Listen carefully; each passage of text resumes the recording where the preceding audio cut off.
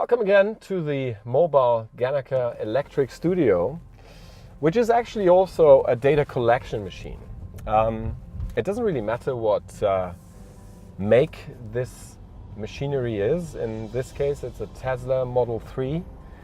And while we are driving, and this seems to be a pretty classic situation, cruising through an urban environment, this moving smartphone, as I would describe it, it's not really a car, is constantly collecting data.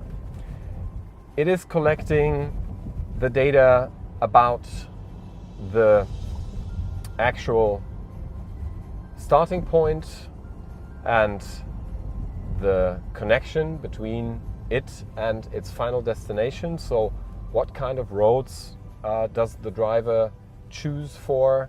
How fast does the driver go? Is he speeding or is he obeying the law? And maybe most importantly, what other traffic happens around the car while it is moving through traffic? The car does this through a lot of sensors, which are cameras, but also radar. And there, I guess, are many more that I don't even know about because I'm not an engineer. And it sends that data to central servers where the data is being collected, being cleaned, and then, of course, being analyzed with a sole objective at the end of the day, which is to learn about patterns, about how traffic works. It's not the idea to just optimize the production line for a specific type, a car model, but it's to get closer as soon as possible to the final dream of the company, which is to make autonomous driving possible. So that would result in a situation where you just get on that moving smartphone and then the car drives you to your next appointment without any questions asked. You can take off the hands of the wheel. You can just let the car do its job. Despite the traffic, despite the weather, it doesn't really matter. And as you can see right now, this car is already very close to this. Because I'm not touching the wheel, it does the whole job on itself. And it's interesting to see how people react to this, because it was in the Tesla investor relations communications as early as 2010.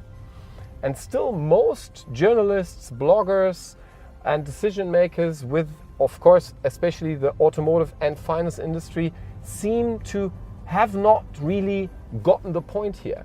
They looked at the company as a car manufacturer and they measured its success by its output in cars, not in data, not in information supremacy that it certainly has today. It doesn't only have the cars in the street, it has the chargers and it has the whole net of the fleet where one car can learn from the other and so forth. So we are looking at a company that is spreading a net of information sensors across the entire planet in different markets and will use and leverage that business intelligence to create economic value for its investors and for its users. The question for you guys is, what kind of data could you collect with your existing structures, with your existing products and services today? Think about that and maybe do the math about the value of that data. I promise you one thing, you're gonna be surprised.